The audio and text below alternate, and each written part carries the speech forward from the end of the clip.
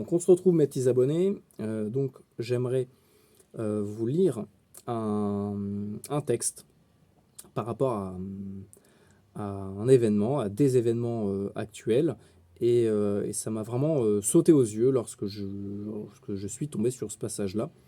Euh, et vous allez voir que c'est vraiment, vraiment bluffant, et je pense que ça pourrait éventuellement nous permettre de comprendre ce qui est en train de se passer et ce qu'il va se passer, et donc se préparer peut-être aux répercussions que ça va avoir dans notre société, puisqu'en fait aujourd'hui, avec la mondialisation, tout est connecté, et voilà, il y a aussi certaines connexions qui sont faites en parallèle par rapport à peut-être des dirigeants, des sociétés, des banques, etc.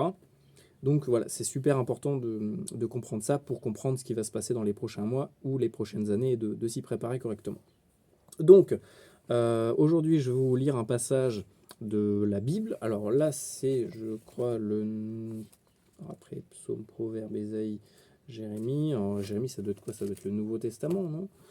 Donc, je suis à Jérémie 52, Lamentation. C'est Lamentation de Jérémie, les malheurs de Jérusalem. Alors déjà, là, ça va vous donner un petit peu le contexte. Là, il n'est pas question de croire ou de ne pas croire. Je ne dis pas qu'il faut croire en certaines choses, je ne dis pas qu'il ne faut pas y croire. Ce que je veux juste dire, c'est qu'il y a des gens qui suivent des textes qui se réfèrent à ça pour mettre en place certaines choses dans notre monde et pour arriver à certains résultats.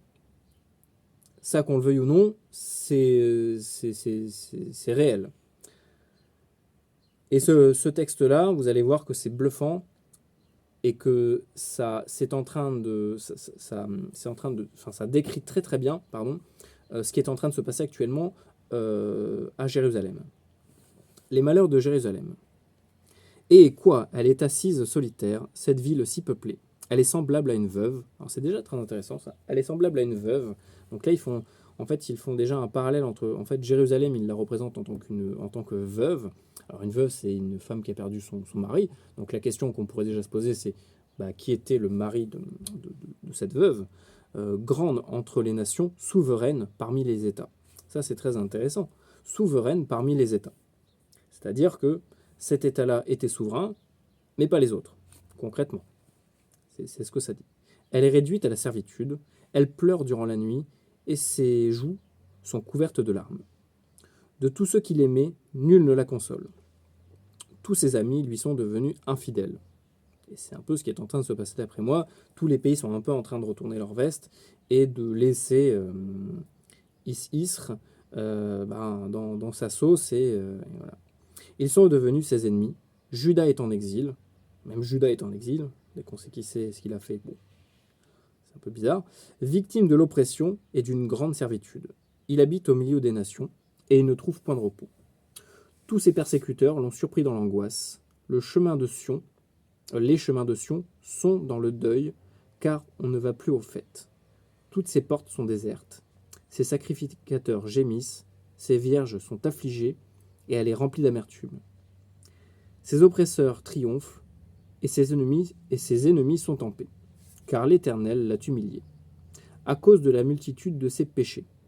Ses enfants ont marché captifs devant l'oppresseur. Je trouve ça intéressant, ce passage. Les chemins de Sion sont dans le deuil, car on ne va plus aux fêtes. De Sion sont dans le deuil, car on ne va plus aux fêtes. Ça me rappelle un petit peu ce qui s'est passé ces derniers mois par rapport comment on pourrait dire ça, au tentat qu'il y a eu durant une fête à Istres, où il y a eu des centaines de blessés, je crois. Et d'ailleurs, après quelques recherches, on s'est rendu compte que ça a été commandité et programmé depuis plusieurs années déjà. Et donc on ne sait pas vraiment qui est derrière. En tout cas, il s'avère que ce ne soit probablement pas les terreaux. En tout cas, c'est vraiment commandité par... on a vraiment du mal à savoir qui c'est. Ses oppresseurs triomphent. Ses ennemis sont en paix, car l'Éternel l'a humilié à cause de la multitude de ses péchés. Donc là, on peut comprendre que peut-être que à un moment donné, le peuple c'est perdu. Enfin là, il parle de la ville, mais je pense que ça parle également du peuple, hein, parce qu'on voilà, on parle de péché. Une ville en soi, ça peut pas, ça n'a pas une volonté propre, hein, une ville. On parle, je pense, plus des habitants et du peuple qui y vit, de la multitude de ses péchés. Et peut-être que ce peuple-là, à un moment donné, s'est perdu et a commencé à peut-être se dépraver, je ne sais pas comment dire, mais voilà, partir un peu en cacahuète, pour dire ça assez simplement, un peu comme chez nous, où aujourd'hui, c'est une société très bizarre, où tout est inversé, et où la luxure passe avant la morale, etc., etc. Je ne vais pas vous refaire un dessin. Donc ça serait peut-être une raison de ce qui est en train de se passer, parce que ce peuple-là s'est perdu, ou peut-être une partie du peuple. Ses enfants ont marché captifs devant l'oppresseur, la fille de Sion a perdu toute sa gloire. Et là, on est en train de voir que les gens ont de moins en moins, sont de moins en moins pour Isre, et commencent vraiment à se retourner contre eux, même les gens qui les soutenaient, hein, c'est assez flagrant. Je crois même que c'est l'Espagne, là encore récemment, qui a condamné certaines attaques. Donc on voit que petit à petit, certains pays se soulèvent et ne sont plus d'accord avec ce qui se passe. En tout cas, voilà, retournent un peu leur veste, alors que de base, ils étaient plutôt copains comme cochons.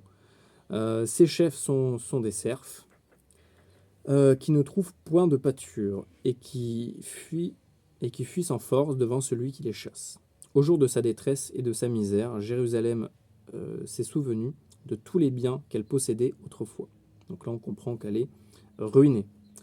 Quand son peuple est tombé, sans secours sous ses mains de l'oppresseur.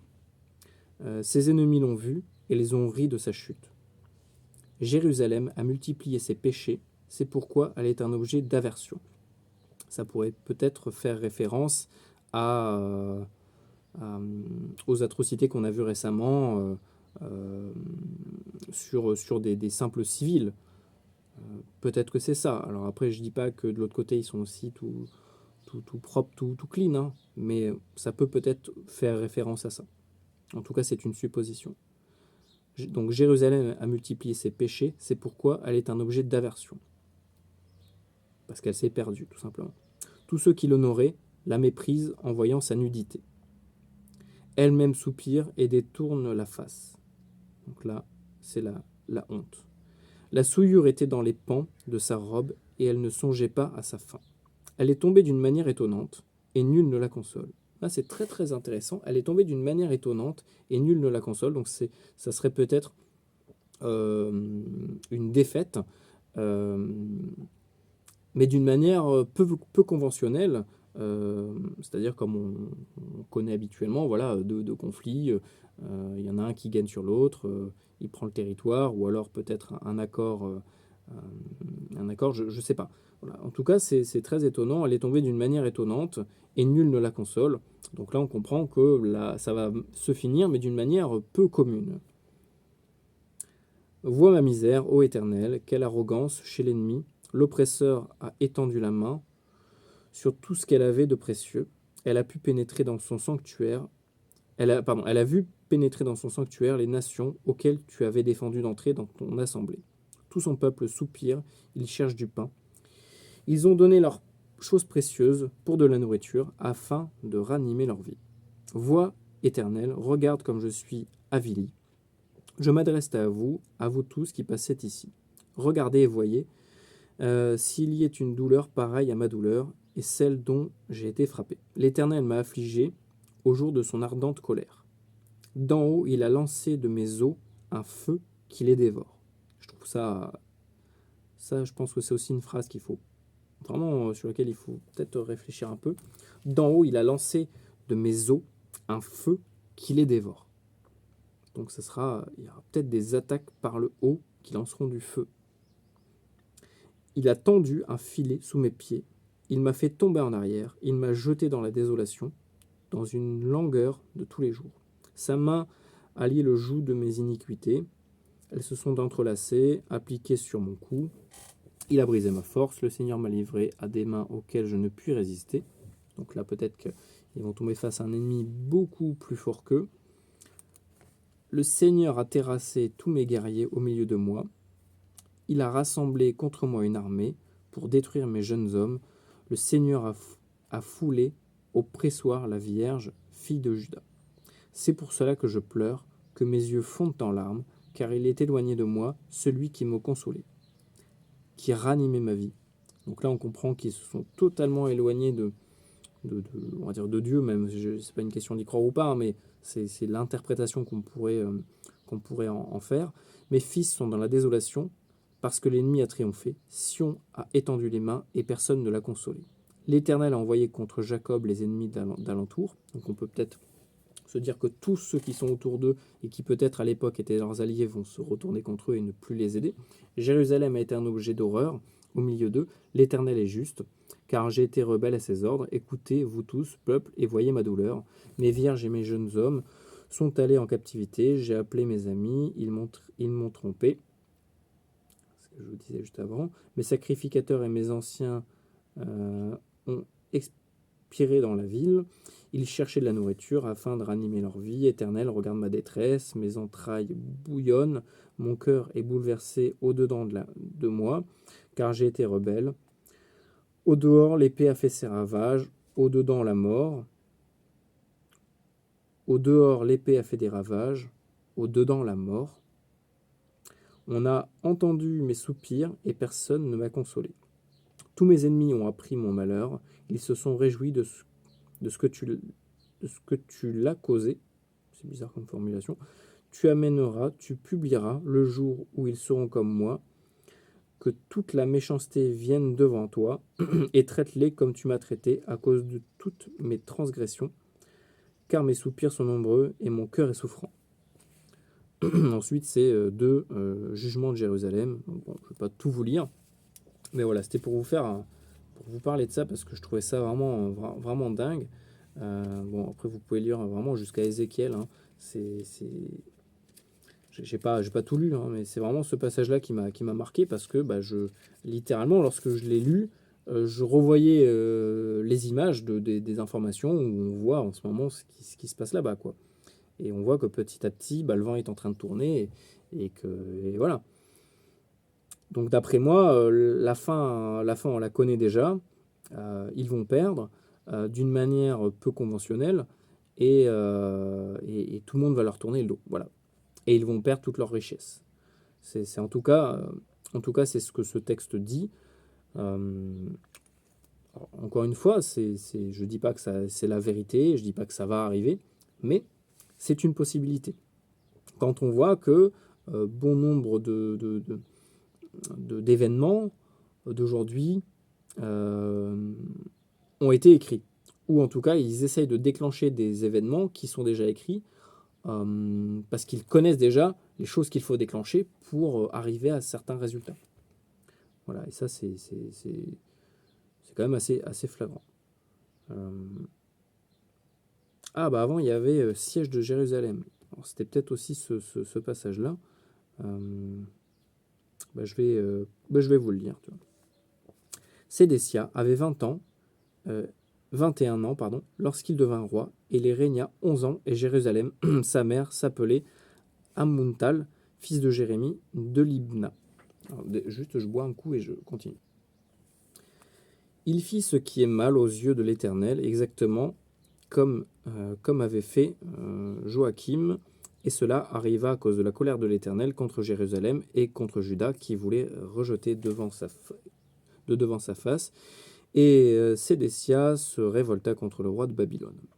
La 9e année du règne de Sédécia, le 10e jour du 10e mois, Nebuchadnezzar, roi de Babylone. Alors c'est marrant, Nebuchadnezzar, je ne sais pas si vous avez vu le film Matrix, mais justement c'est le nom du navire.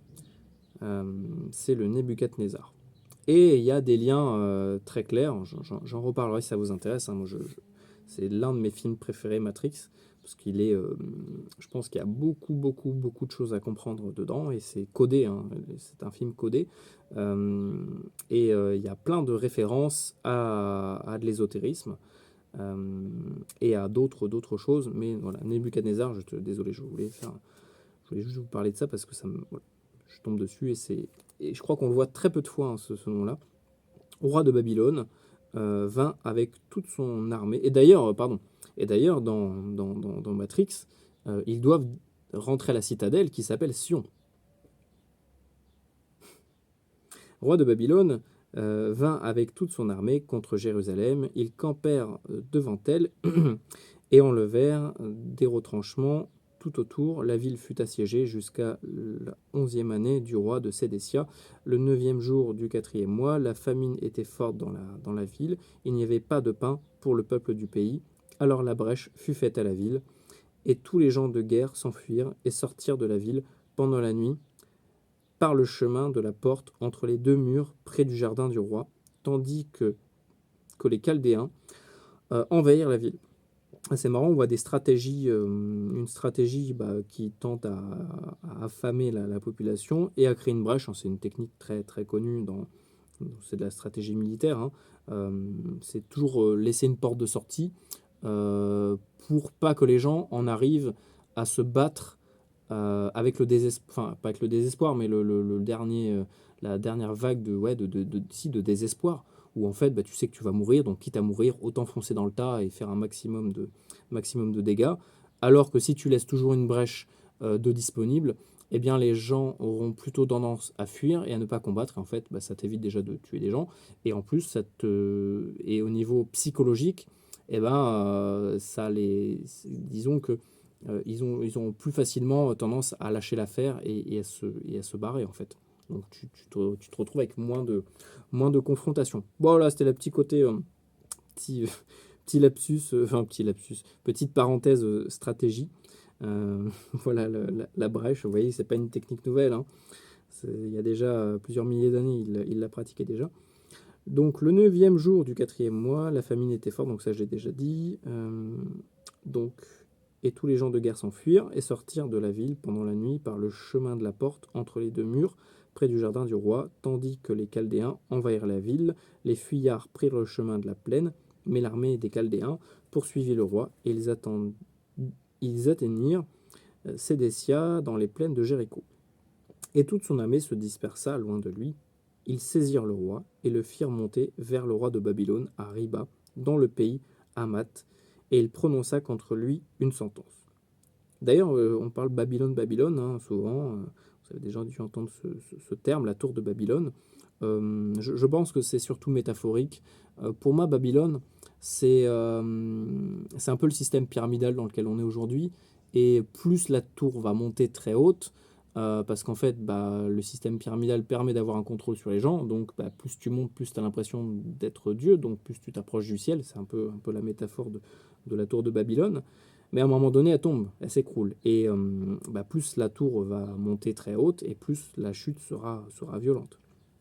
Pour moi, la tour de Babylone, et dès qu'on dit Babylone contrôle, etc., ça fait référence généralement à notre système, au système financier, etc. Pour moi, la tour de Babylone, c'est surtout une métaphore, même si elle a peut-être existé. Elle existe, oui, elle existe, mais c'est surtout métaphorique pour faire comprendre aussi autre chose. Dans le pays de Hamath, il prononça contre lui une sentence. Le roi de Babylone fut égorgé, le fils de Sédécia, en sa présence, et fit aussi égorger tous les chefs de Juda à Ribla. Puis il fit crever les yeux de Sédécia, et il fit lier avec des chaînes d'airain le roi de Babylone, l'emmena à Babylone et le tint en prison jusqu'au jour de sa mort. Le 10e jour du 5e mois, c'était la 19e année du règne de Nebuchadnezzar, roi de Babylone.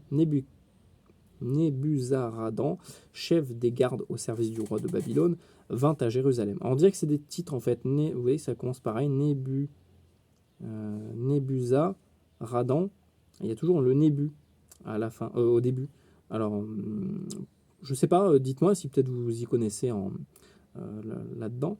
On dirait que c'est vraiment un titre, un peu comme, vous savez, dans le langage russe, par exemple, vous avez différentes dénominations pour un même prénom, selon à qui vous vous présentez, si c'est plus familier ou pour des papiers officiels, ou etc., etc.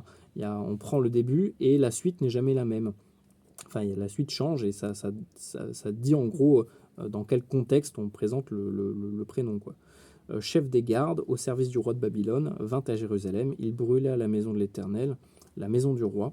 Ça c'est intéressant, peut-être que prochainement on va voir peut-être des bâtiments très précieux prendre feu, être attaqués, bombardés, je ne sais pas. Et toutes les maisons de Jérusalem, il livra au feu toutes les maisons de quelque importance.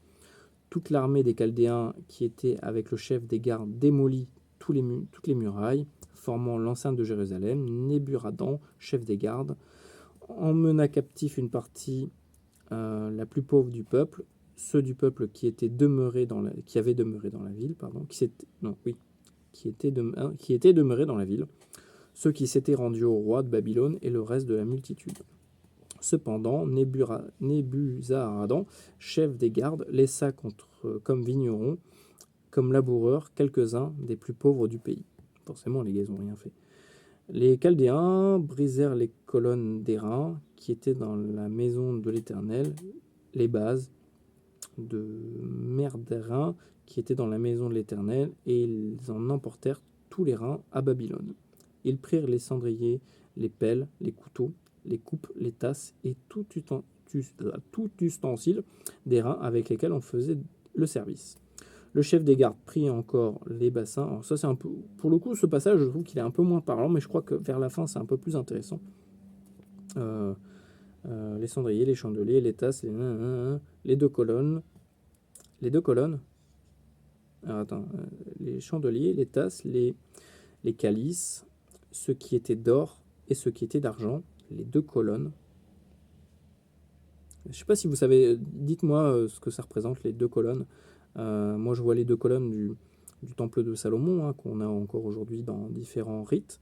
La mer et les 12 bœufs d'airain qui servaient de base et que le roi Salomon avait fait pour... Ah bah, que le roi Salomon avait fait, donc les deux piliers, ça vient de là, pour la maison de l'Éternel, tous ces ustensiles qu'on retrouve aujourd'hui dans certains rites FM.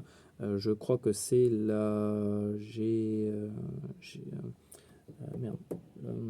non, le GODF. C'est au GODF qu'on retrouve encore cette initiation. Peut-être chez d'autres, j'en sais rien.